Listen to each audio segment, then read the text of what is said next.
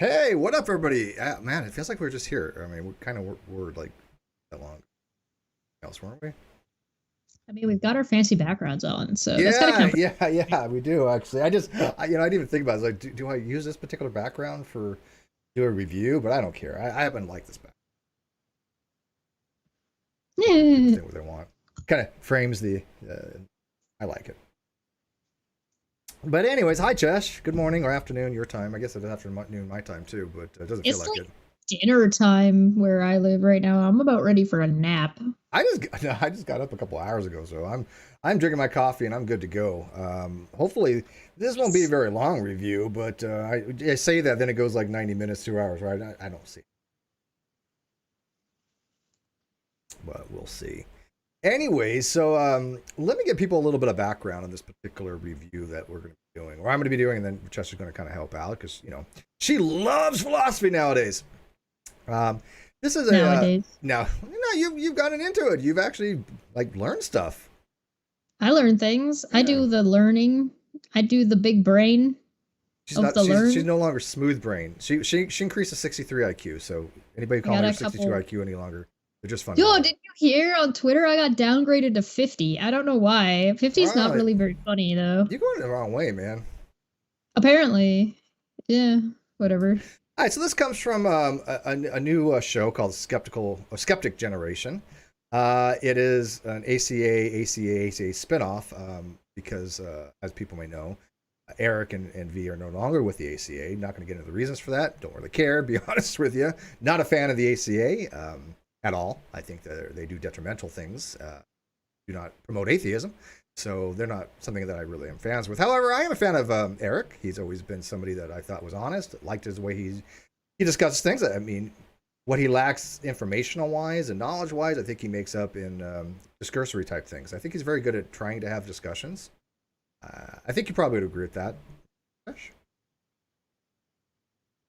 I have watched previous shows with Eric, and I've always thought Eric seemed like the kindest, most lovable person who is very good at being able to maintain and carry a conversation while being stern sometimes, still able to be like just kind and sort of warm. He just seems like the kind of person you can sort of talk to about anything. And even if he doesn't have like the highest amount of knowledge on a topic, he's still going to try and have an earnest conversation with you about what his opinions or what he thinks is the case, whether or not he's right or wrong, depending on how much information he may or may not have. Right? Not everybody can be learned in Yeah, everything. no, he's an honest agent. That's what I would call an honest agent. He wants to have honest Yeah, discourse. exactly. Anywhere That's exactly what I mean. and I'll tell you, the guy wears his heart on his sleeve. I mean, he is what you see is what you get. I mean, he's not a pretender. So yeah, this is what you see with Eric. I can vouch Certainly. that's him. So I respect that. V, I don't know very well. Haven't really had any interactions with her. So, but I know he cares a lot about her. So I mean, that's all that really matters to me if he's happy. And he has this new show that he's been doing with V, and I happened to run across this when they had a caller call in by the name of Brenda. And I go way back with Brenda. People may remember something called the Great Debate Community. Does that sound familiar? Vaguely. Vaguely. I Brenda's heard there were some people that were super mad about oh it, but Superman. yeah. Oh, big mad, big mad. Yeah. Um, Steve's starting to take on some of my mannerisms. Steve took the GDC from us. Yeah, like they care about that, which never happened anyways. But Brenda's a bit of a contrarian. Brenda knows a little bit about philosophy, but enough to I think to be dangerous. And I'm like that way too. But there are certain niches in philosophy that I probably do know a little bit more than some lay people. But Brenda's like a bull in a china shop. She just jumps into something and just will argue something to the point where if you don't agree with her, she'll bludgeon you. And that's just I not am a how little bit I go I'm a about it. little bit curious about this show in particular. So I know this is spun off a bunch, but is this show actually related to the ACA, or is this just now something new that they've made on their It is own? not related to the ACA. Matter of fact, they don't. They even say in this video they can't even get into their emails. They got locked out. They yeah. Oh. The ACA has basically gone the way of political. Look, they got when they started getting rid of people like when people left like Tracy Harris and Peoples and and all them. I mean, there was a great divide, and I've always said the ACA is a political community. It's not. It's not for atheism. It never has been about. Well, I could say originally it was for atheism back in the day when once Matt upon a Dillahunty time wanted to have conversations. Now it's just about his ego. That's all. They just want to keep Matt Dillahunty here. He's so this maker. Okay. So if I understand correctly, this show, Eric has gotten kicked out or fired or has left. I'm not going to get into the details. That's what I mean. Like something has gone on. I will say that they left. They left on their own accord. That I think is the case. I'm not positive, but I'm pretty sure they left on their own. We don't know. Whatever. Something has gone on. They are no longer working with the ACA, yes. And so this show is their own show that they've done on. From what I understand, this is all theirs, right? Now, if I'm wrong on that, they could easily correct that. But I don't think it really makes a difference. But it's not affiliated with the ACA. Just by even listening to this video, they make. And plus, V had put out a video. I watched a few minutes of kind of explaining that they're no longer ACA, and they don't go into some details. But that's fine. They don't have to. I could probably infer. Everything needs to be a public shit show. Yeah, exactly. But I can infer from prior things with the ACA that the ACA doesn't have any loyalty to any. Look what happens over at Objective Wanted. I don't. Is Dan even with them anymore? Objectively Dan. I don't think. I think they took him off his own show too. I don't know. That's weird. Yeah, it's who knows. I don't watch the ACA stuff except for reviews because I just think they're a lousy organization. If you want organizations that are promoting, secular humanism, there's far better ones. As a matter of fact, I would rather probably go to the Satanic Temple or Church of Satan or something. If you want humanities. I think that as ironic as it is saying this on Steve's channel when he talks about the definition of atheism all the time, there's only so many times you can have the same conversation. Yeah. Yeah, Eric is no longer on talk either. Eric has some very interesting conversations though. So even though it's the same kind of topic, the conversation tends to be different, making it to me a little bit more valuable to tune in more often. Well, let's find out what happens when Brenda calls in. Let's find out what Brenda has to say. Yeah, I mean, there's issues kind of all around, but I definitely think Brenda was their first episode. It's their first episode. Oh, no. So I'm gonna play the part with Brenda. Then I'm gonna go back, and I did listen to when I went out the other day to the very first caller, which was I think Helena. There were some issues there that I might discuss. All right, so I think they put it. I think they put it here where you could just click. Brenda, yeah, okay, 1904. There you go. Let's talk to Brenda or Elliot. Let's talk to Brenda because Brenda was on our very last episode of Talk Heathen. They should have gone with Elliot, but can you guys hear that? Make sure you're going to hear that. Future reference. Go with Elliot next time, guys. Go with Elliot. Okay? I could hear the tone in V's voice that is just like Brenda. I think it's V. I think it's pronounced V. If somebody's V, okay. If I'm incorrect in that, please let me know. I think it's V. Yeah. And now she's on our first episode of Skeptic Generation. I love that. So for somebody who disagrees with us as strongly as Brenda does, Brenda actually is a very awesome person for calling in. Brenda, hi. That changes quickly. Hi. Good afternoon. Good afternoon. How can we help you today? I thought I would continue basically defending philosophy as a discipline, because I thought that was the feeling that I had, that I was trying to defend philosophy as being a legitimate discipline of study. Okay. Right? So can we pause for a second? Am I correct in that? Well, I don't recall ever hearing Eric say anything about philosophy not being a discipline or a field of study. Is that something that I'm just not aware of? Not to my knowledge. I mean, okay. I think Eric's one of those guys that he wants to learn the topics, and he probably admits he's probably not that proficient in it. But he enjoys the topics, and he's willing to have those kinds of discussions. But I don't think I remember really hearing him denounce philosophy at all. I think that Steve, can you turn on the closed captioning? I can. Yeah. Nice. Nice. Nice. All right. Sorry. Apparently it's pronounced V. V. Yeah. V. Okay. We're all right. So, I just wanted to ask that question real quick because I don't recall ever hearing that they said that. And so if they had, I was going to be like, what? Okay. I got to ask, do you think that we were trying to delegitimize philosophy in our last conversation? Oh, okay, thanks. Yes, Why?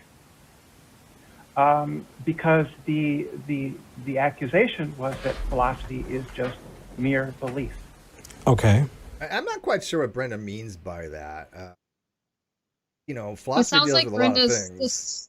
That's not Brenda saying that that is the case. That's Brenda describing what she thought Right, they right, were right, saying which last time.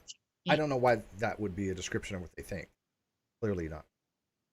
And I've never heard him say, "Look, philosophy is just mere beliefs." Confused. They do seem confused about how how Brenda came to that conclusion. Well, you know, like I said, for some reason, Brenda likes to just basically say, "Hey, here's your argument," and your people are like, "Not." Oh, we're not familiar with that at all. That's Right? never happened to us. So there's always a disconnect there. It never ends well with a conversation with Brenda. She's been on Discords for years. Like I said, I've had conversations with her numerous times. We butted heads numerous times, but I've also stuck up for Brenda numerous times as well. So, you know, I try to be impartial. I have nothing against Brenda, but she is a bull in a china shop. There's no question about it. 82 says people who love philosophy also love stroking themselves. So does that mean everybody who loves stroking themselves loves problem with that? philosophy? Because that's a lot of people. But you don't like stroking yourself? Whatever. Judge. So are you a religious person, Brenda? I'm an atheist. Okay. See, they know. I'm pretty sure that they know Brenda is an atheist. They might be wanting to make that clear for the caller, like for the viewers. That might be true. And maybe V has more history with Brenda. I don't know. Okay. I only ever hear mere come from religious people. Really? This I will criticize Eric before. Atheism is merely a lack of belief. Okay. Yeah, I've never heard that from atheists. Never. We never heard that. That's new, isn't it? Okay. So, but I see new word. Yes. Yeah. Okay. Let's go with that. Mere. It just doesn't strike well. So no, we didn't say it's mere belief. So let's clarify that. That was my interpretation. I know. And that's what I was defending. Yeah, I don't know how she interprets these types of things. Okay. Yeah, this just seems odd. Can't see Eric just going, well, everything in philosophy is just mere belief. Now, I have had people argue everything in philosophy is subjective, which is nonsense. There are obviously subjective things in philosophy. But I don't know why she's not having a conversation at this point. She's basically saying, this was my interpretation, which I don't know what she's trying to argue, or why she's trying to argue it at this point. We haven't gotten there yet.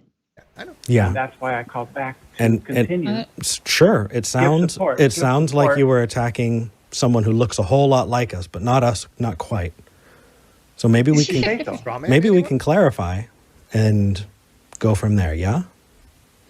Right. So I take philosophy to be the pursuit of truth. It aims for holding true beliefs.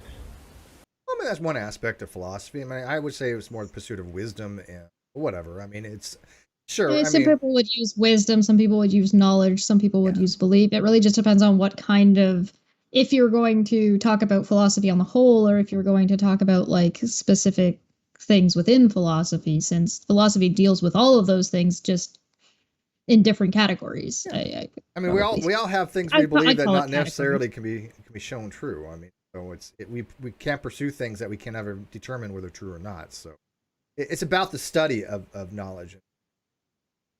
I believe I'm gonna die someday, but I don't know that. I could be wrong. I don't know what's the life expectancy for a 50 IQ goblin. It is a discipline that is basically conceptual, abstract. It's about reflection. It's about autonomy, fighting for your mind. It's about worldviews, how to build and create and defend one's worldview. Right? So it's okay. about. Sounds like she's talking about specifically two types of philosophy: that like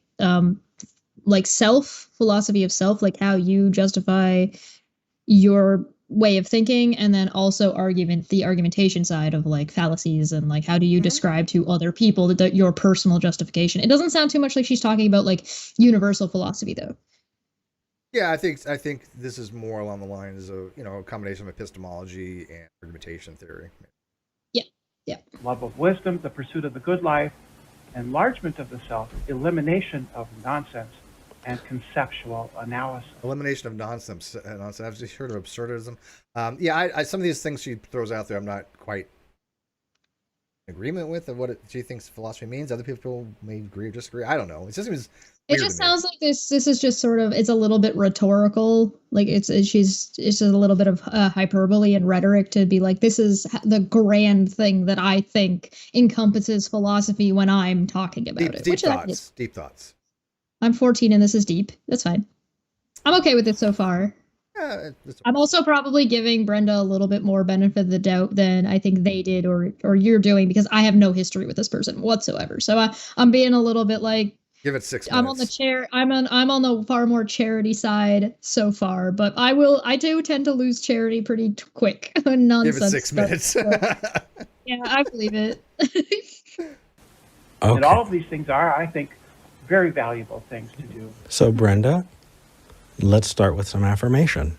Yeah. I agree with you that all of those things are valuable and wonderful. And what I'm about to say does not delegitimize it. You know, a lot of people will say, oh, this and this, but this is an and situation. Everything you said and more, Brenda. Do you think like Eric should like narrate like novels? I would love if he would like start reading me like bedtime stories. Right? He just has the most soft-spoken voice of all time. But at the same time, it's like, I don't know, once in a while I hear him, I'm like, is he leaning into the condescending point here? But I can imagine if they ever get in a fight, he'd be like, I'm very upset. Angry, I'm just disappointed. And this is an and situation. It's just everything you did was fine, and it could be better. Not but, and. But and. I mean this all in like a loving way. I'm not trying to disparage him at all. No. Just want to be clear. What we're saying is that it's not merely opinion, but that in philosophy, opinion is also there. There are a lot of is statements that philosophy gets to, you know, but there are also lots of areas of philosophy that deal with ought. Okay, so I mean, it's actually more like a single thing about is-ought distinction. Moral right? theory. Yeah, I mean, that exactly. You know, getting a fact to a value, right? How do you get a prescription from a description? So how do you find the moral ought from the descriptive is? Of course, and I mean, Hughes guillotine. So yeah, he's right on that. I mean, one aspect of philosophy does that. I mean, it wants to ask the question, hey, look, given these situations, especially for normative ethics, what do you do? What is the ought, right? What is prescribed? And so, yeah. It's a matter of like, oh, philosophy is these things, and it's also more. And I mean, that's fine, but is that what Brenda is here to talk about? Because you can talk about the ones that Brenda mentioned and not the ones that Eric is bringing up. Not to say that those don't apply for some reason. Of course, they do. Yeah. You can talk about the theory of like start talking about theories of self without necessarily talking about like moral relativism or moral theories. Sure. And that's a lot more messy. Also, it's not just about, your personal well-being. It could be a lot more abstract. And while what you're talking about are the areas of philosophy that I love, and what you're describing are the areas of philosophy that I find most interesting and dive into, to say that is merely all philosophy is, merely, see, it doesn't feel good, to say that is philosophy. Probably because that's not what Brenda said. Yeah, I mean, it's obviously there's a disconnect in their communication, and I don't blame either one of them. It's just they're on totally different wavelengths. I think they're just talking past each other. Yeah. I mean, it might have something to do with the previous conversation they had. Possible. Shut out the amazing amount of philosophy that would be disincluded from that description. I don't think I've disincluded. Yeah, but not everybody has to focus on every aspect of philosophy. If somebody wants to focus and sort of specialize. So let's say if you were to say, oh, I am interested in biology, and biology to me means the study of aquarian life and specifically plants and well, they're not leaving out or saying biology is merely just aquatic life. Yeah. It's just saying that this is a person who is specialized in this area of a field. So you could have somebody who's a philosopher who who has a speciality in moral theory or has a speciality in the theory of the mind, I imagine that you'd have an interesting conversation with Sam Harris about that. And like, if you want to talk about psychology and say, hey, well, listen, I study specifically neuroscience. I study this particular part of the brain within neuroscience. It doesn't mean that's all the brain is, and that wouldn't be what he was saying. Right, and I'm very niche myself. I tend to epistemology. I happen to like a little bit about moral theory, but I don't get into other aspects of philosophy that I just have no interest in whatsoever. Like ancient philosophy, like when it comes to Aristotle and Socrates and Plato. Sure, I have a familiarity, but it's nothing I dive into. I'm just not that interested. Even though I obviously use the Aristotelian square of opposition in one of my arguments, but I prefer contemporary. I like modern analytical philosophy. I like reading like copy. The thing I love about history and historical philosophy and historical like social studies is that we're the same kind of people now as we were Something's then, don't change, and it's right? Yeah. It's hilarious. It's like there were people like, you think there are people shit posting now? There were people shit posting in Greece. Always. Yes, like don't always. even. It's the same. I remember seeing like it was an amphitheater and they had this little troll thing coming under the stairs. That was yeah, they're trolling, like literally put a little troll thing. It was cute. I think philosophy is about moving from opinions or beliefs towards knowledge, towards having justified belief. Okay, this is where it starts going off the rails a little bit. Trust me. What if I told you that's what I think. There's a difference. It sounds like Brenda's talking about going from abstract and thinking about abstract concepts and then how do you apply them. That's what it sounds like. Yeah, she does. She does get into application, but I mean, I think Brenda's issue is that for some reason she's very prescriptive on justified true belief, which is normative. Don't get me wrong, justified true belief is the most common, but by all means, it's not the only one for a theory of knowledge. And most of the time, people go to lean what's called justified true belief plus, where you add a fourth condition in, and then you get what's called truth tracking conditions and how it relates to possible worlds, and how somebody believes in the next possible world over. But she's putting it very descriptively. It was like, oh, this is it. Yeah. Yeah. So. Again, that just sounds like she's being very specific. She's talking about this thing and wants to talk about this thing. And I mean, she's allowed to do that. It's sure. As long as she's not going around saying this is the only way. But I don't know. It seems that way, but let's see here. By the way, somebody had said, Daniel Cooper said, can you imagine Twitter of ancient Greece? That would be hilarious. Shit posters of. There are. You can actually go look some of them up. There's like, if you search in like ancient, like if you were to type, I don't even think you have to type ancient. If you type in like historical shit posting, there's like ones from newspapers. There's like ones the people graffitiing and chiseling into like the sides of walls and like Athens. Go look it up. It's hilarious, and you'll never guess how many pictures of dicks people still drew in history. A lot. The answer is a lot. It goes back a long time. We're the same. Like even in philosophy, the guy's expounding on what makes a man, and they said it's a bald creature on two legs, and dude walks in with a plucked chicken and says, "Behold a man!" Like people were shit posting. Yeah, exactly. Sure. What if I told you that there was philosophy that didn't have anything to do with knowledge? I'm curious as to what that would be. Sure, I'm thinking about Kant when he's talking about morality, and he's talking about treating people as means unto themselves and making sure that we're not using people as tools, right? That this entire moral structure that Kant created is philosophy. Now tell me where the is. Well, okay, so a little pushback on that. There's moral knowledge that exists, okay? So when we're talking about moral knowledge, it's between any kind of how we know things. And you can go look up what's called peculiarism versus methodism. Basically, how we know something as compared to what we know, and or vice versa. And so when we talk about moral theory, we still have to talk about moral knowledge. How do we know what a moral fact is, right? How do we know? So there is a moral knowledge to be had there, but that falls into more epistemology, right? There's moral theory, which is more of an ontological thing of what actually exists out there. And so it's all interrelated, and I understand what Eric's trying to relate. And so, yes, there are types of more things out there relating to morals that are not having to do predicated upon knowledge. But I think they're just completely talking past each other.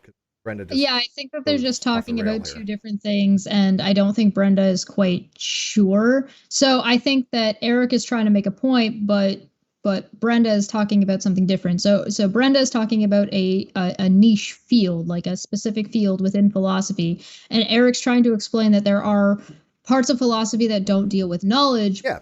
But the example he gave does still require It relates to knowledge a little bit, yeah.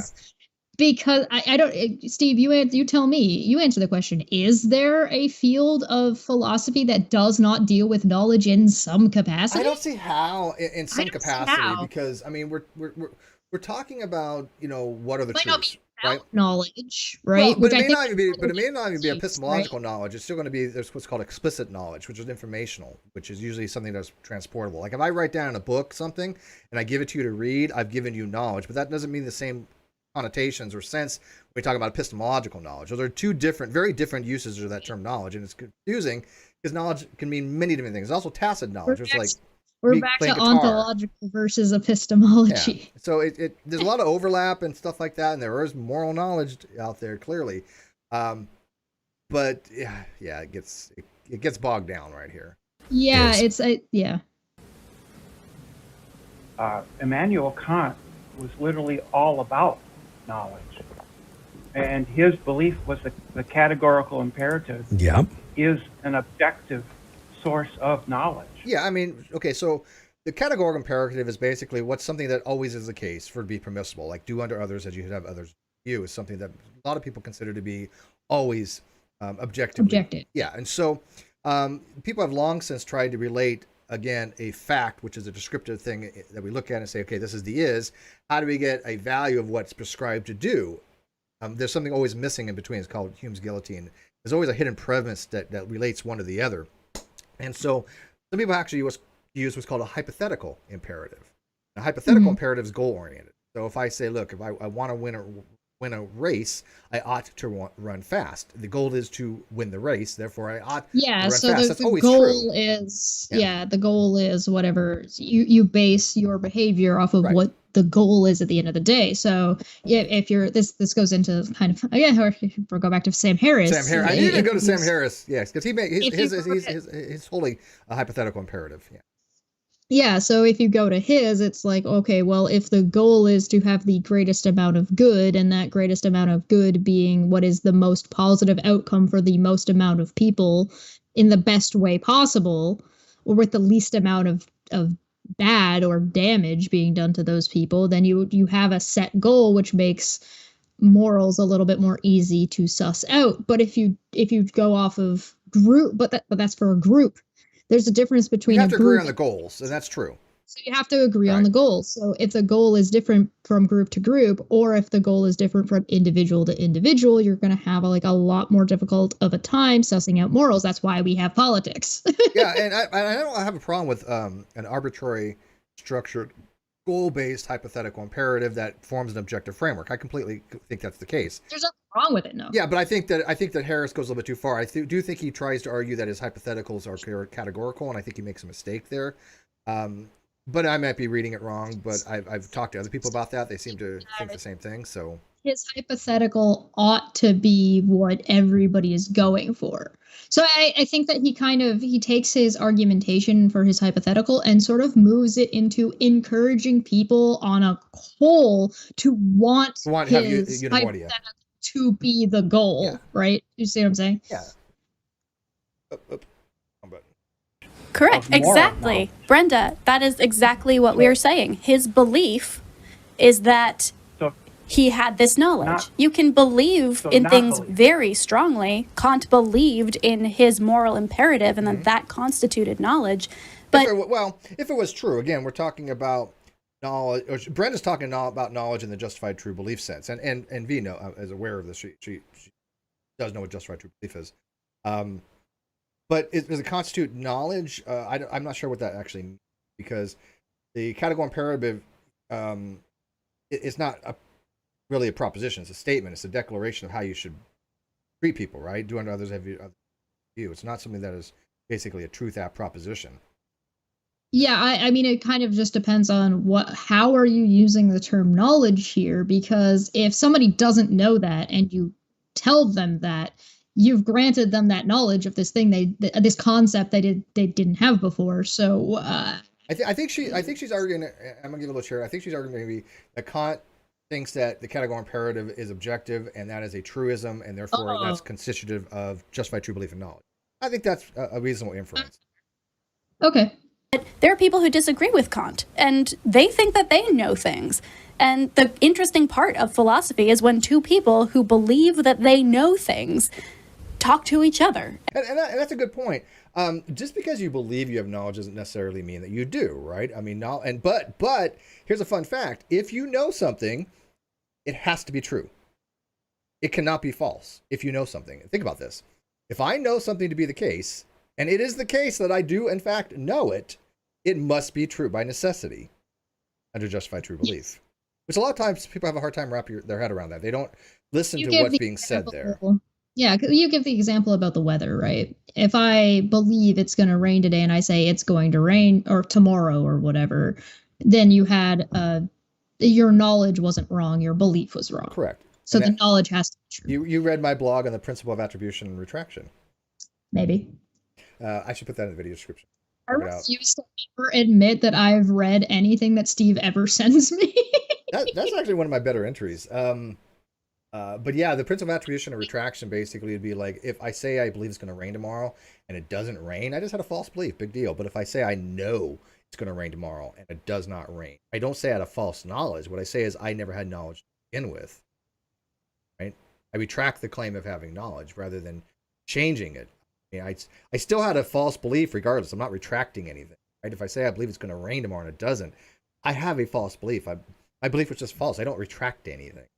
See, I have a little bit of a different understanding of philosophy instead of what she's explaining here. And my brain goes to philosophy is about two people who know they don't know shit, trying to figure things out. Yeah, well, that's what a dialectic kind of is, right? Trying to get to the truth, right? It's like, well, here's some information that I may or may not have, and here's some information you may or may not have. So let's blind leading the blind. This is all human science. This is all human endeavors. This is all of humanity is based on trial and error and just brute forcing things. So like philosophy is just brute forcing and figuring out who knows what and who doesn't know what, how much. And it's all about what we don't know rather than what we do know, in my opinion. And it also reminds me of when I say once, you know how you have some atheists out there going, oh, well, I don't have to disprove anything that has not been proven yet, like you're God. And I'm like, that's so illogical. You cannot disprove something once it's already been proven, and they don't understand. If it's proven, if it's in fact proven, it is impossible to disprove. You can only disprove something that has not been proven yet, because a proof by the very nature that is proven means it cannot be wrong. It is proven, right? So they just say, well, what if the proof had a mistake? Then it was never proven to begin with. You retract the claim, it was proven. So you cannot have a false proof. See? And debate. So belief is not knowledge. Well, they don't argue. We didn't say that. Yeah, and this is Brenda going way out there. They never said that. I know Eric well enough. He understands the distinctions between belief and knowledge. They've never said belief is knowledge. Nobody that in their right mind would think belief is knowledge. I mean, they're completely different things. I mean, well, they're not completely different things, but you have to have knowledge to have a belief to have knowledge, right? One in their right mind. We've had plenty of people who are in their right mind who just don't know what they're talking about, using the words belief and knowledge interchangeably. Yeah, and I use the word belief pretty typically, which is basically if I say I believe something, I'm saying that the proposition is true. I'm holding the propositional content to be the case. That's what belief would be. And so it has. I don't care whether I know P or do not know P. That's not relevant. When I'm just talking about in what's called a dosastic attitudes, I don't care about people what they claim to have knowledge. I know a lot of atheists claim, well, atheists are out there claiming they know God, blah, blah. Fine, have those discussions, but I'm not really interested in that. I'm curious as to why they believe in the first place. Well, I think they're already talking past each other, but in Tree Feline makes a good point that we didn't touch on again, is that they were going to give Brenda an example of something that doesn't require, that is a field in philosophy that doesn't require knowledge, and now they're talking about knowledge and belief as if like they just completely were unable to come up with an example. Now I'm assuming that they're moving on and they're not going to address that again, but they did not bring forward an example of a study of philosophy that doesn't utilize or isn't the study of knowledge in some capacity. Yeah. I didn't say that. But Yeah, you just did. No. Yeah. Oh. See, they did not just say that. See, this, and by the way, No. this is something that I do have noticed with Brenda. She has done this many times. It has driven me nuts having discussions with her because she doesn't listen to people. Nowhere did they say this. I've listened to this now 3 times or something, maybe 4. Did they say anything to that effect? No, I didn't hear that. But is she one of those people that doesn't actually listen to what the other person's saying, is just waiting for them to be done so they can say whatever they want? I think it's more than that. I think she in her head already has the script laid out. And she's So she's not listening. She's just going to go the next. Where she wants to go. So she just wants to say whatever she wants to say and isn't actually listening to what anybody else is saying. Yeah. I mean, look at Eric's expression. He's just like dumbfounded because he's like, no, I didn't say this, and he didn't, and neither did V. So yeah, that was kind of odd. He's already laughing about She's it. like, yeah, I mean, V's there going, oh man. But this is what anybody who watched this probably was thinking, no, Brenda, stop. Oh. Immanuel Kant proposed that he had knowledge. Okay, Brenda. Categorical imperative, Brenda. which conferred upon him Brenda. objective moral Brenda. standards. Or what? Brenda, instead of reciting to me what you know about Kant, tell me how this moral framework is describing or getting you to reality or knowledge. Oh, hey, you I'm did just come saying- back to it. I stand corrected. That it aims at truth, right? No, but So I'm not a Kantian. I'm you not a said it's Kantian. about moving towards knowledge. Philosophy is Yes, moving yes. towards knowledge. How is the categorical imperative about moving towards knowledge? He gives justifications for his beliefs. And when you have a justified belief, it becomes knowledge. Justified true belief. It has to be true for. Specifically, Yeah, there's three- I think three Brenda's just. Yeah, I think she's Okay, just so sticking her head. his I think that's what she justification meant. for his beliefs, Do you? I feel like you're striking close to the target, but you're not on target here. What he's talking about is how we should treat each other. This is an ought statement, not. And he's exactly right on that. It's completely an ought statement. It's a categorical. It holds true regardless of anybody's opinion or anything like that, of how we should treat people. Do unto others as you would have others do to you, which is basically, as of the rule. And look, I think there's something to be said for that, right? Whether you need a God for that, that's how theists would argue, right? They would say, look, this is biblical, blah, blah, blah. But, in secularism, they would say, no, we can have the same principles we have a society. And if you don't want me to come up and punch you, I don't want you to come up and punch me, kind of stuff, Don't take my bread, I don't take yours. So I have a question for you then, Steve. Do you think that they're just talking about two different kinds of knowledge? No, I think here they do recognize knowledge in this capacity is justified true belief, but I don't so far understand what the hell Brenda's trying to argue. So what? Kant believed that he knew the categorical imperative was objective. Okay. Well, they asked deal. Brenda to explain why Kant was still studying knowledge. So that's what Brenda's trying to explain, I think, from my understanding of their conversation. I'm I not don't sure what know. she's. Yeah, I don't know. I mean, that's a Going on charitable more. interpretation. I'm being nice to everybody right now. They asked Brenda specifically. They specifically said, "How is Kant's moral imperative related to the study of knowledge?" If the claim that Brenda made is that knowledge or philosophy is the study of knowledge, and so now Brenda is trying to explain why or how Kant's imperative is a study of knowledge. Yeah, I agree. And by the way, since you got stuck, you've been nicer. I don't know if that was a side effect. I am doing my best to understand what everybody's trying to say here. She's trying, people. Give her an A for effort. Statement. Yes, I understand. Okay, so your description of philosophy is incredibly reductive in this circumstance because the description you gave did not have room in it for ought statements. Yeah, I think Eric's trying to ask her, okay, what makes the categorical imperative an ought? What is it something that is always going to be the case or should be prescribed? Now, again, in objective morality, that's how it would be.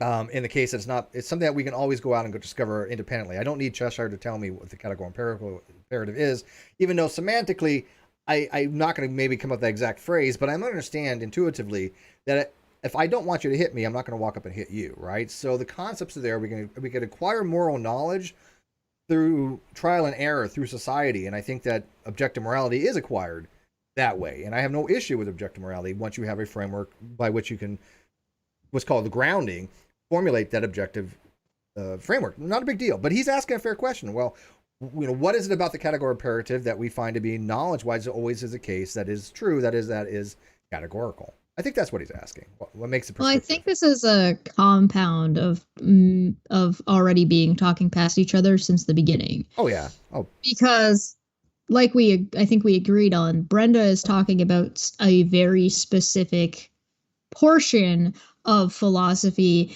Eric is saying philosophy is more than just that, and then went off to say that this particular thing wouldn't fall under your thing that you didn't quite say, because Brenda didn't say this was the only philosophy. She just said this was the philosophy that she was talking about. And now they're asking her to demonstrate something she didn't actually say. And then she's trying to answer them. But I think because she wasn't really saying that in the first place, she's having a hard time understanding the question that Eric is actually asking, because they've just misunderstood each other here. Yeah. And I think he's asking, I'm giving him. That's not to say his question is not fair. Yeah. His question may be completely fair. I just think in this context, I think that Brenda is having trouble answering because it's off topic from what Brenda had initially brought up. But Eric, I still think it's relevant though. She brought up something else. Yeah. I'm not saying it's not relevant. I'm just saying that it's. I'm not saying it's not unfair. I'm just saying that it's that. I think that's where the confusion is coming from and why they're kind of struggling to understand each other. Okay. But I'm being, again, as charitable as I possibly can. That does not kick out philosophy, Brenda. That does not destroy philosophy. That doesn't make it less useful. What it does is it means it's a broader umbrella to treat it. Because if you expand your definition. Wow, plosive. Are you getting excited? I am. Or are you just being enthused? That's Eric excited. Can you tell? He's so adorable when he gets excited, isn't he? Look at that smile. Aww. That looks like a mean face. Enthusiastic. I'm incredibly. You can tell they're having fun though, right? Angry? Are you? At least right at this point, that changes. Angry at me? No. Oh God, no. Brenda, I'm angry that we're 30 minutes late, and I feel like it's my fault. No, you're good, Brenda. Yeah.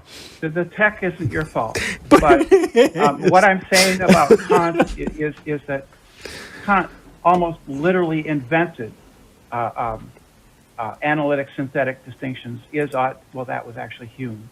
And Kant's moral philosophy is deontological, and it's based on knowledge and facts. Whether or not you agree with him is irrelevant. I'm not sure why that's even of importance. Okay, sure. Kant and Hume actually both talked about analytics. Then they disagreed. I mean, fundamentally disagreed on what the difference between analytical and synthetic distinctions were.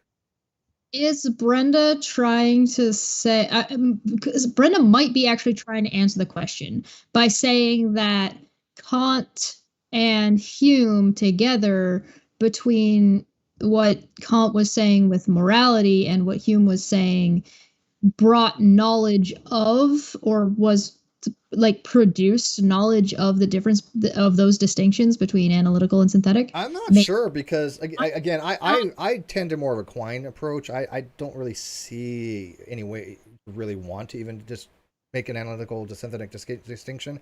But so Kant would have argued things like the canonical one is 7 + 5 = 12. That's what, when they say that, Kant would have argued that was what's called a synthetic a priori statement.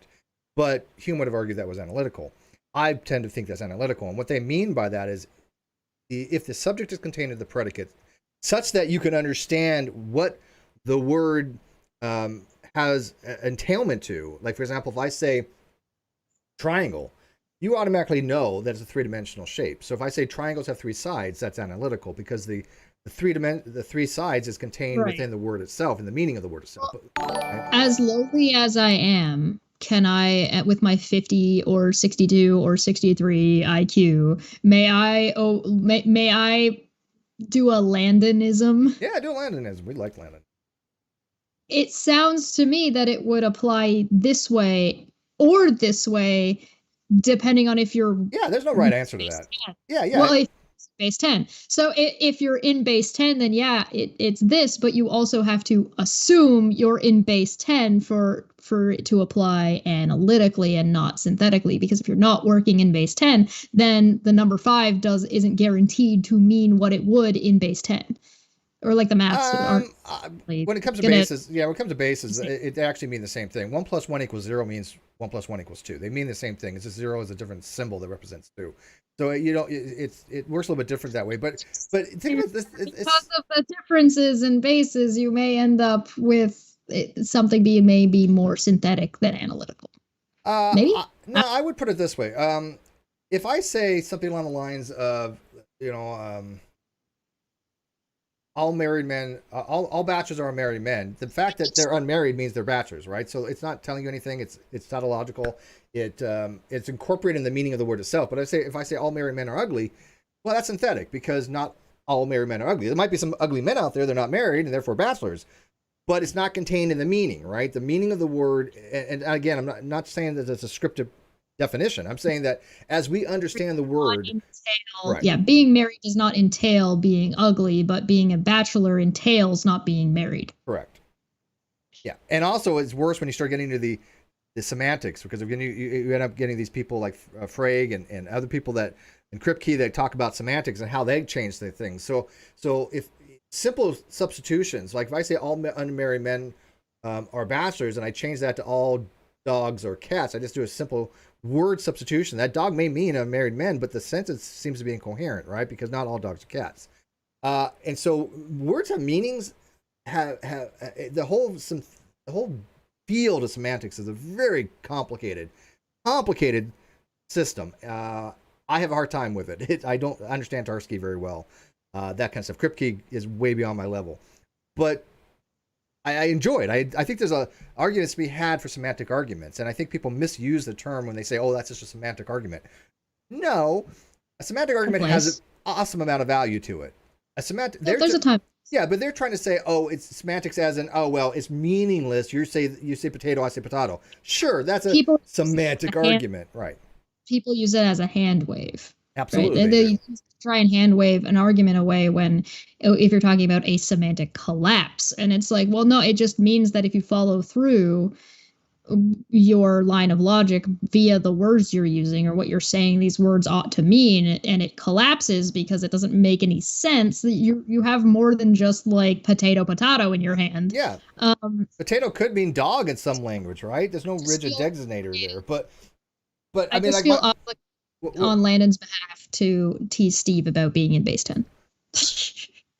Base 16 hexadecimal. But like my atheist semantic collapse argument, some people say, well, that's a semantic argument. And I'm like, well, it's more about semantics. It's actually a logical argument. I wouldn't say it's a semantic argument because it doesn't necessarily deal with argumentation for the semantics itself of what the word's meanings are. It's an argument that's based upon semantics, but it's nuanced of what it actually is. Is it a semantic argument or is it not? I don't know. I can go either way on it, but it's irrelevant to me. It's still a logical argument.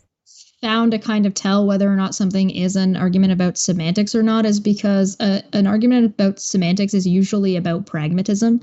Which word is the most effective one to use in which case? To convey a meaning, to convey a thought to somebody, yes. Right. And so because Steve's argument isn't actually talking about it's not a pragmatic argument. It's not about you should use this word in this case. It's about if you use this word, you run into problems down the line. Mine's an argument ad reductium. It's a reductio. That's the way I kind of break down whether or not I recognize something as a semantic argument or not. Again, you don't have to agree with me or use my way of doing it. It's just sort of the way I process it in my brain. Which is fine. I mean, most of my arguments are reductios. I do an internal critique, and I'm like, look, this is what happens if you do this. And this is what obviously, some dishonest lawyer takes and runs with it and tries to make it normative, right? Say, oh, this is what Steve argues. No, it's not. This is reductio. However, I have other arguments as to why certain things should be used in maybe more of a soft prescriptive way, but that's a value. Those are value arguments. We've had this conversation before, and I think we've had this conversation on air before where you said, listen, we would love to have the semantic conversation. We would love to have the conversation about why somebody would want to use this term instead of this term in these situations, because there's room for both in different situations, and that would be a valuable conversation, but we can never get that far. Did you listen to my Halando discussion? Because that we got further. You were there, but we actually got off first base. I think it was the first time ever. We actually got to that kind of discussion, and it was very fruitful. He had messaged me, and he's like, his mind's has been kind of changed considerably, but he enjoyed it. He really appreciated that conversation. All right, relevant. It's not simply belief. Okay. It sounds like you're describing the conversation you want to have and not responding to the question I asked. That's it. That's Brenda in a nutshell. Nailed it, Eric. That has always been Brenda. Does kind of sound like that, I ain't gonna lie. I did respond to it. You didn't understand it. And then it goes. Well, to the I'll go back and watch this. And you should too. You don't understand. Well, maybe we could have a longer discussion in, say, on somewhere else where you don't get so worked up. I don't see him being worked up. This is another thing that I've seen. People appeal to these types of emotions, and it's like, he may have got a little passionate, which is fine because he likes these things and he's engaging.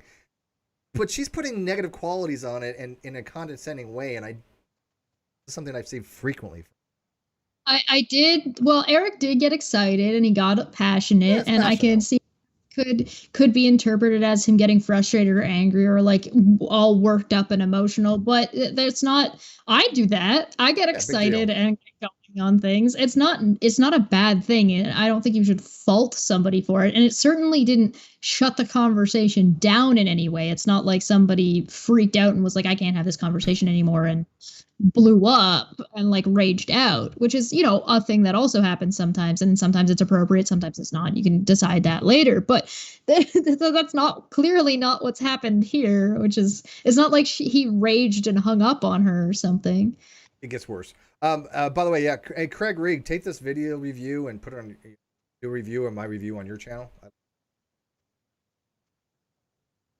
When I've had a nap. That's fair. Yeah. So, like, we all get cranky without our naps. Trust me.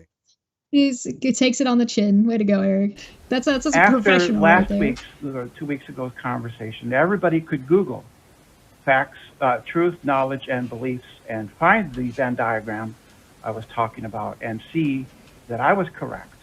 Brenda, I know what I'm talking about. Correct about what? Now, I think she's talking about a Venn diagram of knowledge being a subset of beliefs. So there's a Venn diagram, and it's a true Venn diagram, where you have beliefs, you have beliefs, you have truth, and in the middle you've got true beliefs, justified true beliefs, which is knowledge. And then you have, it shows that in order to have knowledge, you have to have belief, you have to have a true statement, and you have to be able to justify it, and that's fine.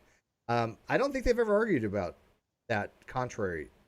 I don't think, and I haven't seen them argue anything against justified true belief. Now, people, and I read the video, comments on their video. I think a lot of people were being a little bit uncharitable, but they made a little bit good point about the giddy air problems, and they were doing the same thing Brenda was doing. They were putting it prescriptively as, Brenda needs to learn about giddy air problems, therefore justified true belief is invalid. No, justified true belief is perfectly fine. People understand the giddy air problems, but every theory of knowledge has issues. There's no perfect theory of knowledge. You have to suck it up, just like there's no perfect theory of justification. If we had, we would be having very different conversations about a lot of different things, and we're not, because that's not the case. If there was a perfect theory, then everybody would think exactly like. They're not. There's what corresponds to your overall coherentist point of view.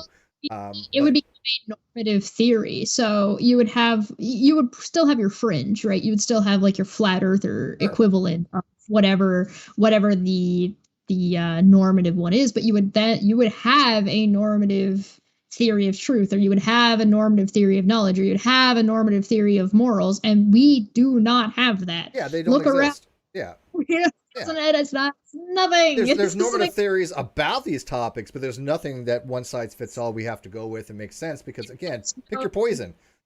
You can find fault with Yeah. any of them.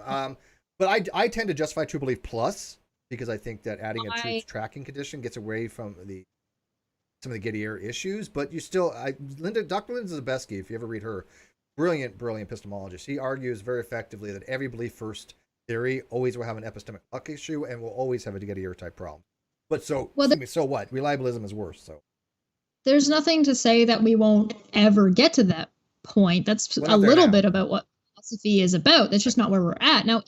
I would love to see the day where where everybody comes to like an agreement of morals. That would be an amazing thing to see. Not only would that be an amazing thing to see, but it would also be an amazing thing to see it become normative. Everybody around the world is using it, but also to see what fringe groups come out of it. Because I would love to see what the flat earth equivalent of like whatever normative theory of morals we end up with. and well, Hilarious. Theists would like divine command theory to be normal, but what? Yeah, sure. I mean, like, listen, I don't really care which one it is. I would just love to see it go from this to this to this, but because, like, I want to see what the flat Earth equivalent is. Ah, all right. You There we go. fool. See, I got it back. I was you got- correct. Damn. Brenda, That's pretty good, right? I nailed it. Can I know I- what I'm talking about. can I? You were wrong. It's so condescending. I know what I'm talking about. I was right. You were wrong. And look, sometimes we do that, especially with flat earthers. Like you're just fundamentally that all the wrong. time. You know, I know the Earth is not flat. You are incorrect. You know, but this was like something that was out of the blue because they were so talking past each other, and I do blame Brenda more than anything. But what the hell is she talking about here? Can I ask a question? Because I feel like you're using the terminology justified true belief to determine knowledge, right? That is how you define knowledge. And there's nothing wrong with that. I think that most people tend to justify true belief. It's not the theory of knowledge, but it's most common. Can I point out that Brenda seems to be getting a little bit upset and a little bit like snippy right after she said Eric was being emotionally unstable? Or The projection is there. Yeah. Like, all right, like it's not just me. I'm not the No, only it's one not that just noticed that. Yeah. It's All right, cool. I just very, wanted to- very common. Justified true belief. Okay. It's how knowledge has been defined for 4,000 years. Well, no. There's a lot of theories of belief is more, I think, I understand, more of a contemporary analytical approach. But I don't know how far back it goes, but I think 4,000 years. I didn't think this research is that, but this is probably where I'll start taking issues with what Brenda is saying, because so far I've been like, I mean, they're talking past each other. They're not quite talking about the same thing. A little bit rude, but whatever, that happens sometimes. But like, if you're going to start going like, no, this is the one that everyone uses, it's like, no. no, I mean, you can have pragmatic theories of knowledge. You can have semantic theories of knowledge. Well, that's one Plato. version. There's the correspondence theory, it right? isn't. Those Well, the correspondence theory is theory of truth or justification. The correspondence theory of truth is basically so this is true because it comports with something in reality. That's not a theory of knowledge. But I know what he's getting to. She's trying to say there's other theories of knowledge, and there's most certainly is. the coherence theory of truth. No, that's But again, coherence theory of truth is not a theory of knowledge, and we all conflate these things. It happens. There's theories of knowledge, which means what is it that we have in order to say we have knowledge, right? What are the constituent things needed, the requirements for knowledge? There's theories of truth, what it means to be true, right? Correspondence theory of truth is something that corresponds to reality. There's coherence theories of justification, which would be something along the lines of this coheres with my web of beliefs, as opposed to like classical foundationalism. And so there's a lot of overlap of these things too. I'm not quite sure what a coherence theory of knowledge there is. I'm not. I have to look it up. Is there a coherence theory of knowledge?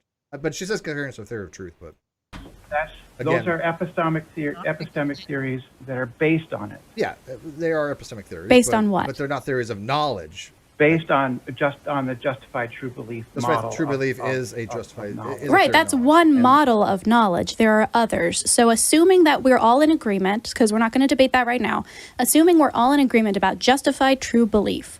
Belief is the bigger umbrella. You know that like Christian meme where it's like God is the biggest umbrella and then the husband's a smaller umbrella and the wife's a smaller umbrella underneath.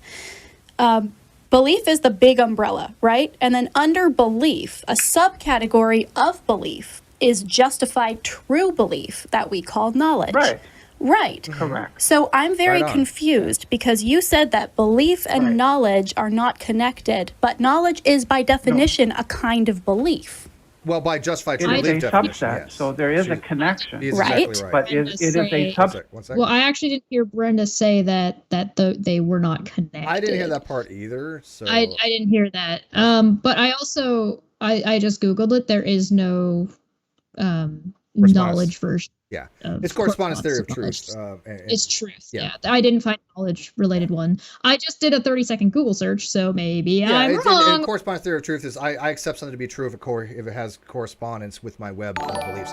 Ernest Sosa wrote a paper, which is a very difficult paper to read, called "The Graft in the Pyramid."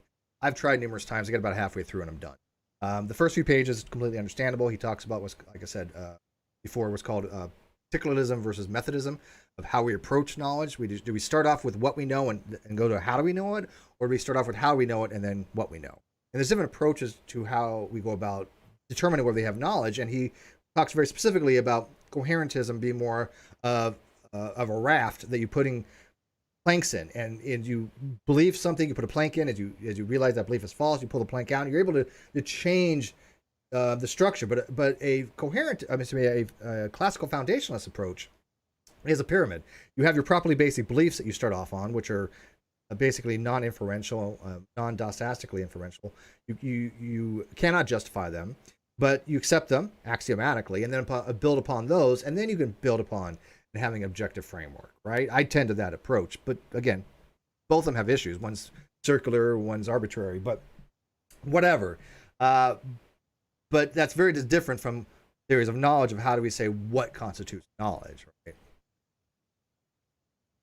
That there is a distinction that I feel is not being made properly. There's an improper distinction being made between belief, which is just mental content that I hold to be true.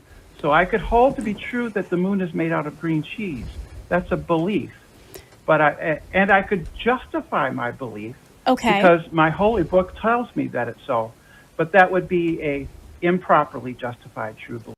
Okay, but it's not necessarily a true belief. But I don't understand why Brenda's talking about this when neither of them have said anything of the sort contrary to this. I think I know why, because we just told Brenda that Brenda said that Brenda was separating belief and knowledge, and this is Brenda just explaining that no, I think that there's an improper distinction going on, but I did say there was a distinction.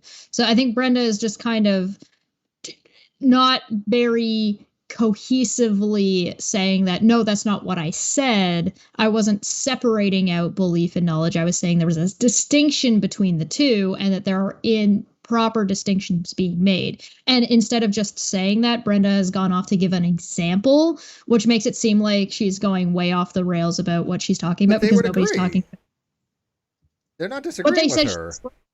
Yeah, they are. They said that she said something she didn't.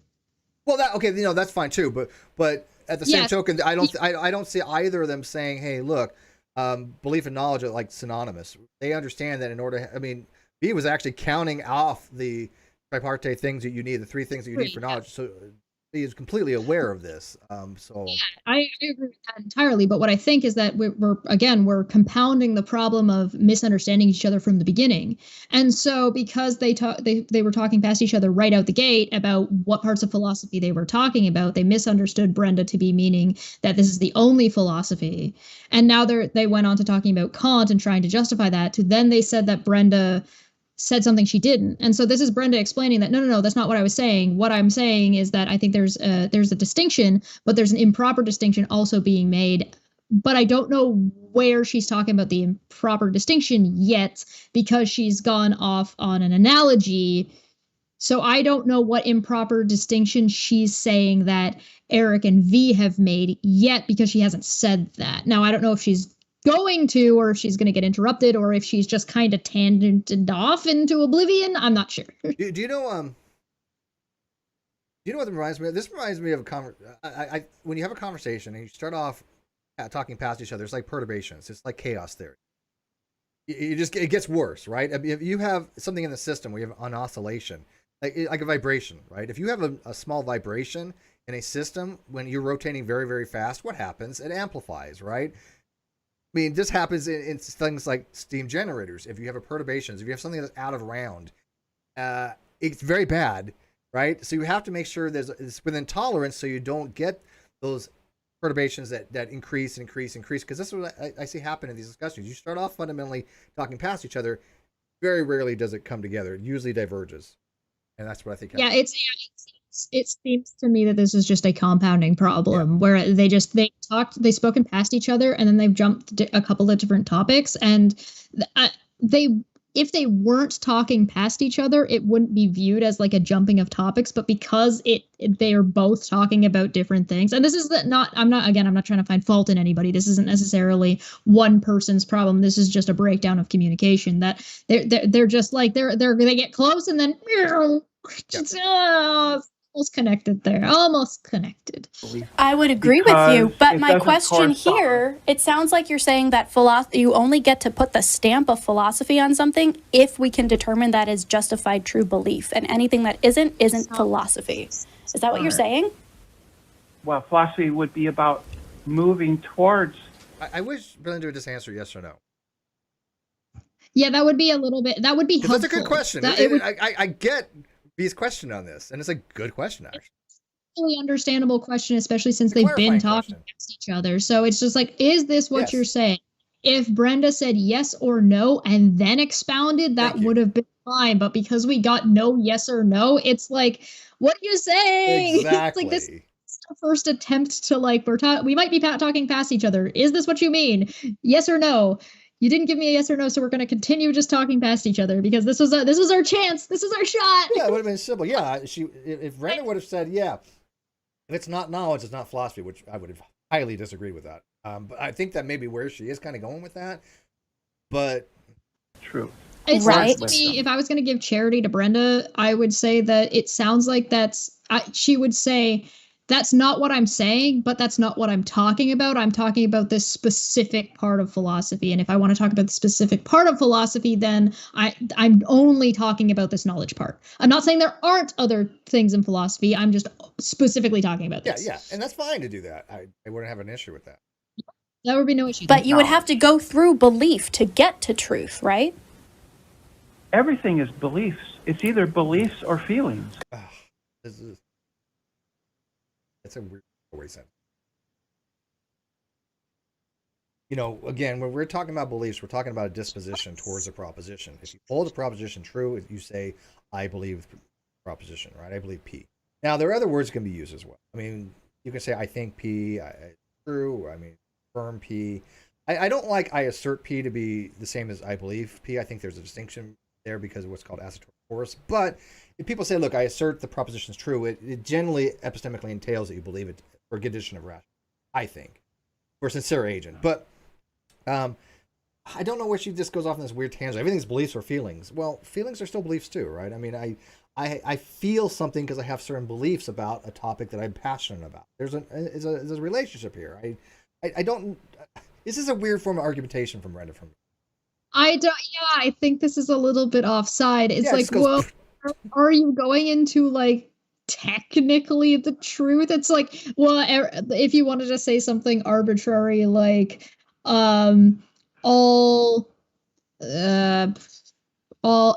everything is biological. Well, it's not the case, but I'm not saying that everything is literally biological. I'm saying metaphorically, we have to observe everything through a biological filter. I just said it in a really obnoxious, obscure way instead of our perception. Our perception is through biology, obviously, right? We're limited and hardwired.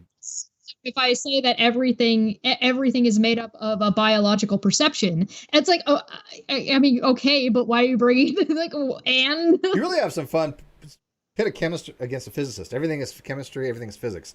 Oh, there's some. Right. I tend to physics. Technically the truth. Both are technically correct. I still think everything's more physics, but I can see the arguments there. And we've been saying that this entire time that it is beliefs. And No, you haven't. I've been educating you. Brenda. I love that. I love that. Just throws it out there. Oh, you're supposed to have these cordial conversations. And look, I could be this way too. There are people out there that are just fundamentally stupid. Let's call it for what it is. All right. And when it comes to flat earthers or young creationists, the low hanging fruit ones, or lactvius, yeah, I educate them. I've same thing with a lot of content creators. I think that's perfectly fine. These are not low hanging fruit, in my opinion. Eric and V they're trying to have an honest discourse. Whether I agree with their philosophies or not is irrelevant. They're honest agents from what I've seen. This was a shot across the bow from nowhere, I think. This is a little bit poor form, I think I would call it, because there is a time and place to throw something like that out there, but I can't imagine ever saying that to Eric or V for that matter with the way it's a phrase like that comes along with the behavior of the other party. A lot of flat earthers are dishonest, and a lot of flat earthers are just lacking so much information, either purposefully or not, in the field that you cannot have an earnest conversation with them because they don't want to. And this is not the case with the people that Brenda's talking to. David Smalley. Oh God, yeah, that's like kind of prime example, right? But that was also a situation where you actually had a conversation with him to bring him on, to give him to more educate him. Yes, I was educating him, and he got upset. And then I think, in my opinion, kind of was dishonest because he knew that was what he was coming on for, and I didn't know I was in for this bullshit. I have my discussions with him in private. I know what I was like. There are times when I go into a conversation, so anytime I've gone on to Answers and Reason, I'm expecting to be educated on something. I'm expecting that Dave and Joe know their shit. Yeah. They know their shit, so I expect to be educated. Being educated isn't a bad thing, but you can't.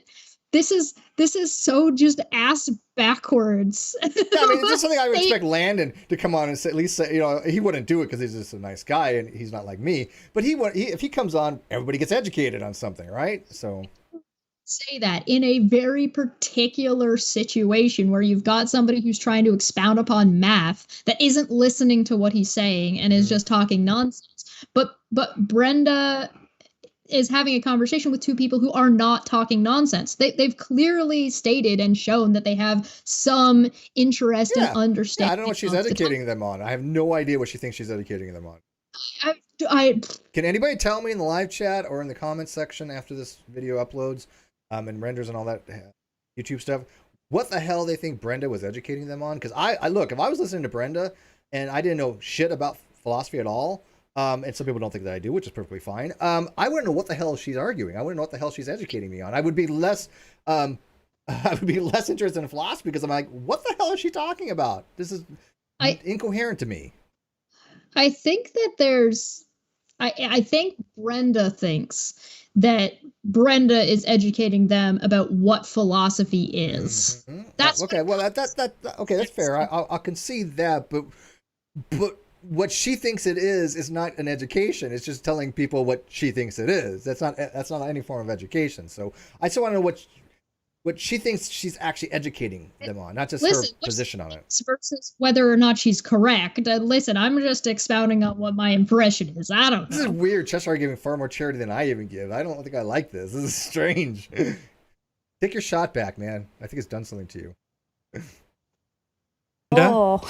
Brenda, it's time that you got educated a little bit. V's about to. The condescension stops here. V is pulling it up. Do you got it? Brenda, hold on. Brenda, don't make me put... If you're going to not hold on, I can put you on hold. You could be the first person on hold. Yeah? Do you have Spicy. it? I'm looking for it. Okay, sounds good. That's Eric being spicy. That's as bad as it gets. Which is obviously it's like a little kitty cat going. know. It's so cute. I like it. I thought that was a decent clapback. I Yeah, thought no, that it's was pretty good. No, for Eric, that was like really good clapback. So, calling in and saying, I'm instructing you on a thing, pay attention. We're not your fucking children. That's the clapback right there. There it is. So There we go. we're You going act to like treat. them. You act like Eric's children. 100% Okay, right. Brenda, this is. Absolutely is 100% right.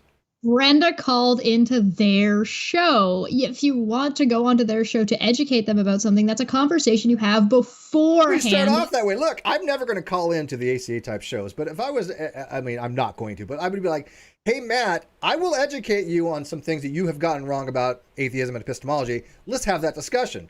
You know, especially saying to people that my arguments are flawed, but never telling them why. Let's have that discussion. I'm happy to do that, although it's never going to happen. Gate with that, though. Right. I'd be right out of the gate with that. I'm like, I think you're wrong. I would like to inform you of why I think you're wrong. That is a form of education. Nothing wrong with that. Callers like that, I actually like. I think they're upfront. They're like, look, I think you're wrong on this. Let me tell you why. I sit back and go, okay, let's do this. Highlander came on for that same reason, right? Highlander had been emailing me for a very long time. And he had said, look, I have spent hundreds of hours on your arguments. I think I found a flaw. I said, great. If you think you found a flaw, let's talk about that. That's what I like to hear. He comes on. We have a discussion. I think that he realized that he has some misunderstandings. And all is well. Well, it's same with that. Same with like David Smalley. It was known ahead of time that he was coming on to learn and be educated about Steve's positions and where there may be issues within the terminology or within the epistemological framework. Now, he didn't behave that way when he came on. Yeah, I was listening just to generous as hell. So, right. But that was the initial conversation. So that was the conversation that we were expecting to have.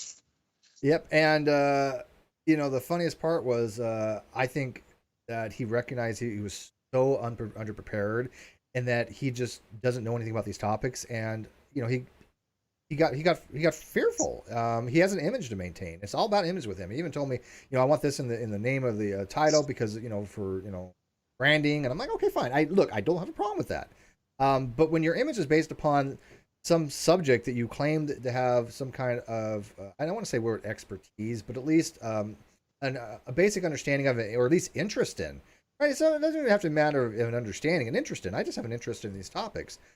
But if I have an interest in like math and I have a fundamental misunderstanding of math, I want Landon to come and say, look, this is your misunderstanding of math. Then what happens? I don't have that mistake any longer. When I wrote my last blog on my definitions, my summations was wrong on 2 counts. One, I started the summation with 1 and it should have been 0, and I used I as an index because I'm used to using I as an indexical instead of n for n as an element of n as a natural number. Minor mistakes, but they weren't. One of them I caught on my own, and somebody else caught the other one, but they were fixed immediately. I didn't sit there and go, oh, you're wrong. Your math sucks, blah, blah. I'm like, oh, my math's wrong because I got it wrong. Not that I had any conceptual errors. It was typographical, but still somebody pointed out, I go, oh, let me fix this, right? That's how conversations should work. Yeah, it's somebody thinks you're wrong about something. Okay, well, how and why am I wrong about something? The thing is that because these people are all talking past each other, nobody's able to clearly say, "Hey, I think you're wrong about this, and here's why." And so when V gave Brenda the opportunity to say, "Okay, is this what you're talking about?" instead of being clear and saying no, yes or no. And clarifying what was going on or what Brenda was taking issue with, because Brenda through this entire thing has not been clear what Brenda's issue is with what they're saying. I have no idea what she thinks they are right or wrong about. And the stuff she said that she thinks they're wrong about, she said, hey, I think you're wrong, and then expounds on something instead of saying, this is what, or it's been, she said, well, you said this, and they said, well, no, we didn't. So you don't have an issue with them then. Yep. So yeah, this is one of the weirder ones. How just their first incommunicative show. they were with each other. And again, I'm certainly not blaming the host here. I think I'm usually pretty critical on these types of shows, but I'm not blaming the host here, and I would too. Eric knows I would, and I disagree with him on a lot of other things, but on this particular instance, I think they were very patient until obviously there was a time not to be patient. And I think Eric took that opportunity productively. I think that he was in the right here. I think there was like the miscommunication at the very, very beginning, and maybe Eric could have asked, like, do you mean this, instead of saying, well, this, and this. He tried that. It didn't work. Well, they tried that after, but they have a history with Brenda, though. Clearly, they have a history, so there's a continuing conversation that's going on here, and there's just a matter of like. Yep. And by the way, I also want to point out the difference between conceptual error. In the military, call them CE. It's conceptual error, and then you have GCE, which is gross conceptual. I only had one GCE on one of my tests, and it wasn't that I had a conceptual error. I misread the question. And to give you an example, I know this is tangent, but it's kind of funny. This was actually in A school. It wasn't even before nukes. It wasn't even in. But we were learning about evaporator system, and there's something called a steam evaporating system, and it has a basket. And for some reason, I misread the question. I thought the basket was talking about a duplex strainer for lube oil. You have a straining system, filtration. And I described a filtration system for duplex lube oil strainer, basket for a steam generation system. Completely different concepts. That's a gross conceptual error, according to the instructor, although they knew that I misread the question, right? So I didn't actually have that gross conceptual error. But there's a difference between like having a conceptual error in mathematics and just having, I put the wrong number kind of sense. Just for clarification. Because I understand summation. I don't know why. Habit. Last call.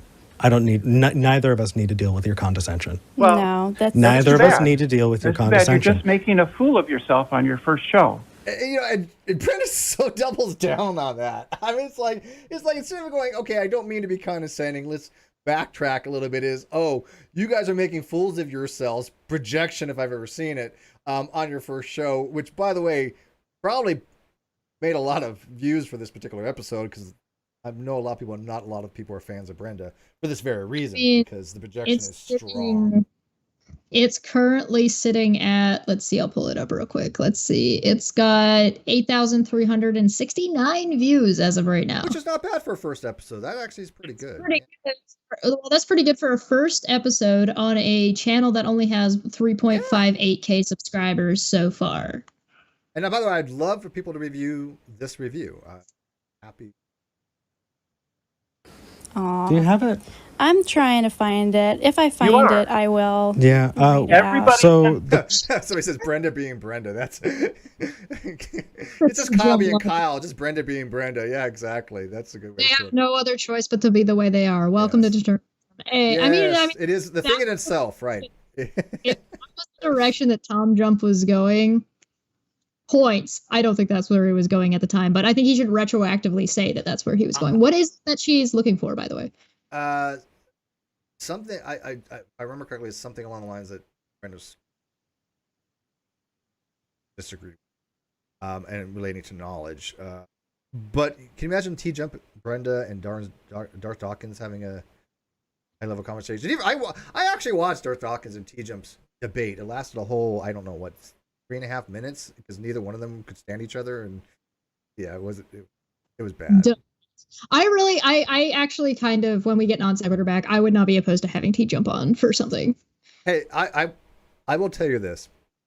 I don't have anything against the guy. No, I will tell you this. T-Jump messaged me not too long ago, and he asked me if I wanted to moderate something. I actually told him I would. Oh. Now, I bag on T-Jump all the time. I don't know why. I don't think he's a horrible human being as much as I think that he should. Some of the fuckery that he's done, but it hasn't crossed any lines with me, and I really don't have that big of issue with him. I just think his epistemology sucks. But personally, I could care less. And if so if he wanted to come on, I wouldn't care. I've never blocked him from my channel. I just blocked him. I think we blocked him on Twitter or something like that. But I still have him on Facebook. But I've never said, look, I never want you around. We don't have that kind of animosity towards him. That makes sense? No, I think it probably helps that like some of the horrible argumentation that he gave when the non sequitur show exploded. I think pretty well everybody knew that that's not something he actually believed. It was just something he was arguing. Well, yeah, but that's a brilliant point, though, Josh, because you just described what. Okay, T-Jump's entire shtick is this: he believes that he's developed an epistemological system that works for any argumentation. It doesn't matter what the argumentation is. Testing it out, right? And so it's like a one size fits all model that fails miserably, and everybody has told him this, but he still uses it to debate anything he thinks he can win. You can come on and discuss on non sequitur. I'm fine with that. The person Everybody who sent the can Google email, the Venn diagram of Helen, knowledge and truth and belief and see that believe- I was right and you were wrong. Helen, And I don't know what that corresponds to. Obviously, I know what Venn diagram he's referring to, but I don't know what they thought was wrong about it. As far as I know, they've always accepted that knowledge is a subset of belief. I know I've heard V say it, so Yeah. I don't know why she thinks that she was right about something they were wrong about, and which might have been the case, but I don't know what she's talking about. V already described that in this call. But I mean, I'm kind of giving up on Brenda at this point because, like, I don't think Brenda's going to be able to get across whatever point Brenda is trying to make. I don't know what Brenda's point is. I mean, I'm fine to have a conversation with her at some point, maybe She's about on it. Discord a lot. She hangs out on Discord and just goes in and just starts lobbing grenades. It as a stream, because if I'm gonna have to like talk about this stuff, I want to make money off of it. I'm not gonna lie. I don't blame you, man. Look, I haven't made a dime so far on this particular video, but I enjoy it. I enjoy these reviews more than pretty much most of the stuff that I do. I love Judgment Call, don't get me wrong, but usually I do these reviews by myself. I enjoy. I like these types of things. This is what I really like to do. Whether I make anything off it or not is kind of irrelevant, because it's what I like.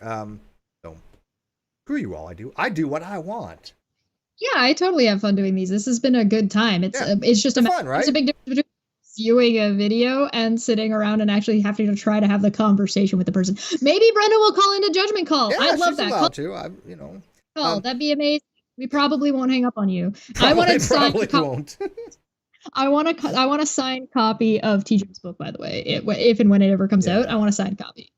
Well, did I ever give you my list of things that are like page 1, because he has a lot of things that he just says, and we went through and said his book is going to be all about this, but anyway, even though I still have my Patreon, I still have members, membership of the channel, so this is for those people as well, right? So I don't have to make money off a single video to give something to my members, right? They enjoy this. I enjoy it. It's fun.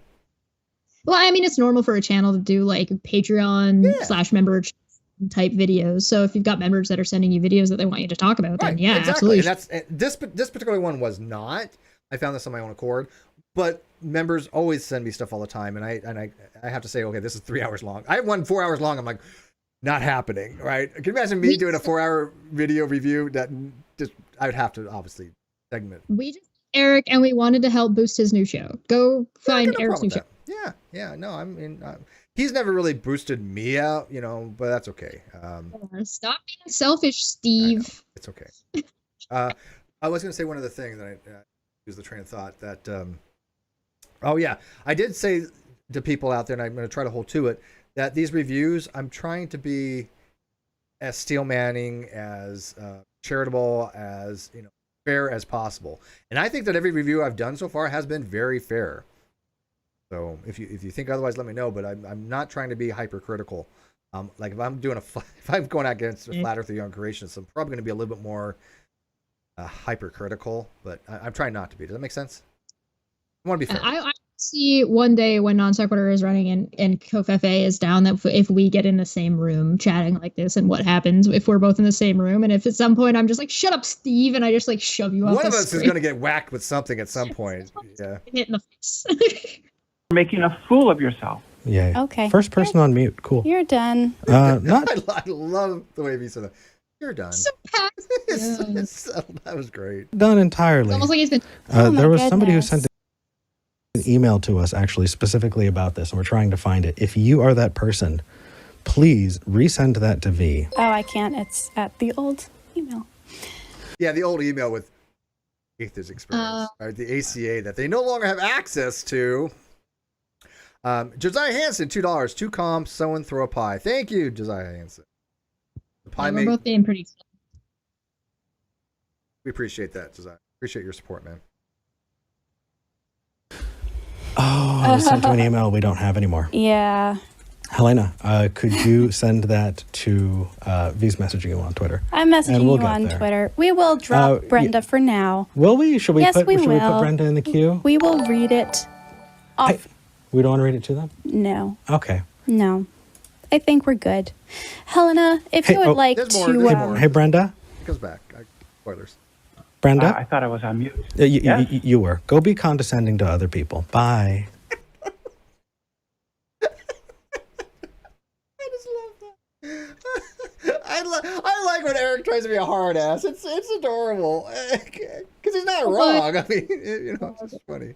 That's like the yourself I've heard in a while. That was like a really adorable way just to sell somebody to take their attitude and shove it up their ass. Okay. All right. So the reason I didn't have the email up is because it went to my old ACA email, and I don't have access to that anymore. So, Helena, if you would like to resend it, I sent you a link to my other email on Twitter.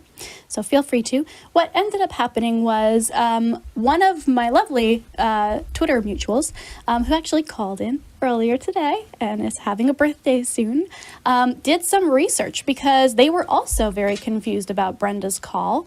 And they actually wrote to the philosophy department of the school that Brenda says that she goes to. And they got back to Helena, and Helena forwarded that email to me. And they disagree with Brenda very strongly, actually. Yeah, and I'd like to know what was actually said, what they agree and disagree with, because it's a little bit vague. I'm not asking to be sent the email, but maybe I could get the private for my own edification. But I'm curious. I don't think Brenda said anything that was technically incorrect, at least not in this call. I don't know if there was like another call that Brenda had some kind of position that was just flat out not the case. But I didn't hear Brenda say anything like way out there that seemed like it was just that's what I'm saying. I'm not quite sure what they disagreed with her on. Yeah, it's hard to say because again, I'm not saying that Brenda was saying anything that was fundamentally flawed. I'm not arguing that. What I'm saying that Brenda approach in the discussion seems very all over the place. I don't see the core thing she was trying to call about. Cohesive. Not cohesive at all. It's kind of wander. That's why I was like trying so hard to say that, especially because they started off talking past each other. I was like, okay, so no, Brenda's talking about this, but I don't think half of this conversation was what Brenda called in to talk about. Yes. So I'm not sure. Like, presumably they had conversations beforehand where it's a little bit more clear. I agree. So Brenda may want to touch base with her philosophy department if indeed that is the case. If we have it, we will make sure to read it on air. Okay, so they plan to read it, so we find it. We tried. We tried, guys. We really tried. That's enough of that. Yeah, that's enough of that. So that's where that call ends. Now, I actually was going to, the person they're talking about, Helena, I believe is some UK person. She was the first caller to call in, I think, one of the first callers on this particular episode. I did listen to it a bit. I was going to do a little bit of review on that. I think we're running over time that I wanted to go. I want to keep it, so I'm not going to.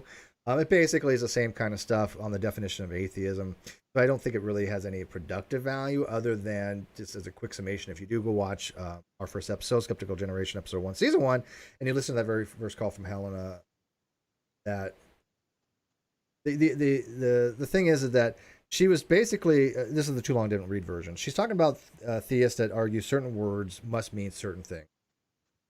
Twitter. And I think there's a lot of conflation there. Specifically on Twitter? Yeah, she's talking about on Twitter, Twitter wars. And I think a lot of people have some misunderstanding when they say a certain word must be used a certain way, because the only really, I don't see theists doing that often. What I do see is, again, groups like American Atheist saying that, groups like Atheist Experience saying that. Well, I mean, I see people doing that with people attributing slang to be slurs. Okay. Right. I see that on a regular basis. You saw Casey trying to do that to, sorry, not King Crocoduck. Jeannie's wife. Yeah, doing that to Michael Sherlock, where Michael Sherlock used slang, and she attributed that slang to be a slur. Hamat did the same thing to him, and there's like it's like that social justice-y thing where it's like you take a word that in certain contexts could be a slur, and you remove the context of somebody using it as slang to mean something they didn't. Yeah, and I and I completely understand Sherlock's retort I to mean, all that I stuff. only I think thought he to handled it dis- very well. No, I don't think any of them did. But if I look, even in the military, if I something along the lines like, look, I'm going to put a flow restrictor in to reduce volumetric flow, reduce the capacity of the pipe, or to retard the flow, that's perfectly fine. These are words that have utility, right? Nobody was actually calling a certain group of people a certain pejorative. Words have usages. When you say Again, master and there's a slave for difference. for a circuit, you don't has nothing to do with race, right?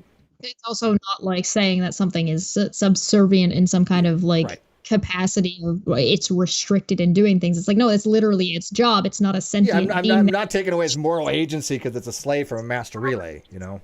autonomy. Yeah. But But at the same time, you've got like, there is something that to be said about just slang that's used. But this is a different conversation. We yeah, should so to wrap it up, it's just basically, went back to the whole, atheism must be used as a positive epistemic status, which I don't see many people arguing, and if they do, I will argue against them.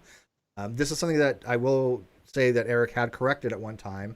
I don't remember him doing it on air, but he did correct it to me, and that's all that matters. He said I was prescriptivist, that I was the one going around saying atheism must be used this way, and I had that discussion with him saying that that was completely not my argument. He understood, and he had fixed it, right? And that's a respect thing, because he's like, you know what, I got that wrong. You're right. I mean, you show me your blog, and I've known your arguments, and no, that's not what you go around arguing. I appreciate that, but that was the first call. So again, I'm not going to review that particular call because we're just at 90 minutes.